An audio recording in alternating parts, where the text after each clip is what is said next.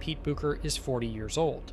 He's the commander of a U.S. Navy ship, but it doesn't feel like one.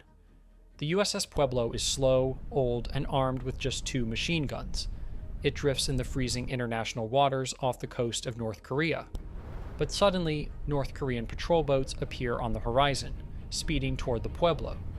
He takes a deep breath of the cold air, not knowing this will be his last moment of freedom, and the beginning of an incredible 11-month journey. The year was 1968, the height of the Cold War. The United States and the Soviet Union were locked in a global power struggle. This wasn't a war fought with armies on a battlefield, but a war of spies and secrets. Intelligence, knowing what the other side was planning, was the most valuable weapon. North Korea, a secretive communist state backed by the Soviet Union, was a blind spot for the US. To find out what was happening there, the Navy used ships like the USS Pueblo. Publicly, it was a simple research vessel studying the ocean. But secretly, it was a floating listening post, packed with advanced technology to intercept North Korean communications. The mission for Commander Bucher and his 82-man crew was to patrol in international waters, listen in, and not get caught. At first, the approaching North Korean boats seemed like a standard Cold War encounter, but they didn't stop. Soon, the Pueblo was surrounded. The radio crackled with a chilling demand: heave to or I will open fire. He was in international waters. This was a violation of maritime law.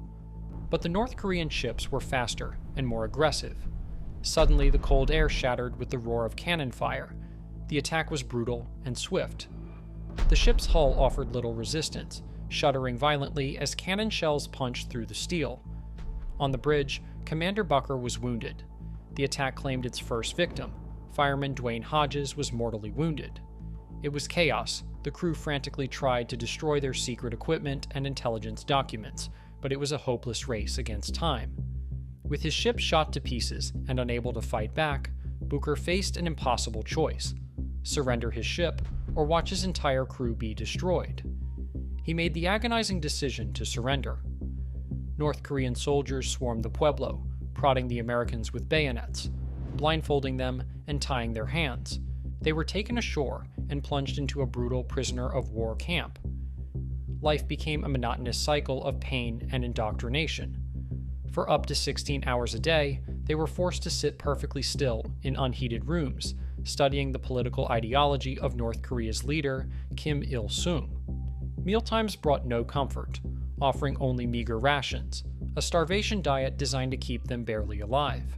The ultimate goal was to break them completely, to shatter their minds, destroy their loyalty to each other, and force them to sign false confessions admitting they were spies who had invaded North Korea. While the North Koreans had captured the ship, they would soon find that capturing the will of its crew was another matter entirely. Their primary goal was to produce propaganda, to fill in the American sailors denouncing their own country and praising North Korea. They demanded confessions, using brutal interrogations to break the men down one by one. But the crew learned to fight a different kind of war. They realized that outright refusal only led to more torture. So they began to play a game of malicious compliance.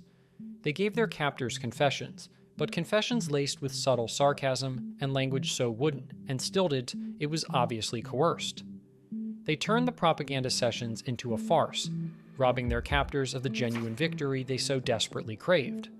Meanwhile, the capture of the Pueblo had become a full-blown international crisis. President Lyndon B. Johnson was under immense pressure to act, but with the Vietnam War raging, a second war in Asia was unthinkable. For 11 long months, tense negotiations took place at the border village of Panmunjom. Finally, a bizarre deal was struck. The US would sign a document of apology, but would be allowed to publicly renounce it both before and after the signing. It was a strange solution, but it worked. On December 23, 1968, the 82 surviving crewmen walked across the bridge of no return to freedom. The USS Pueblo, however, never came home. It remains in Pyongyang to this day, the only commissioned US Navy ship still held captive, a chilling monument to the day North Korea captured this American spy ship. The ship is now a Cold War trophy, and for the people here, it's seen as a symbol of strength against the US. If you enjoy these documentaries, consider subscribing to support the channel.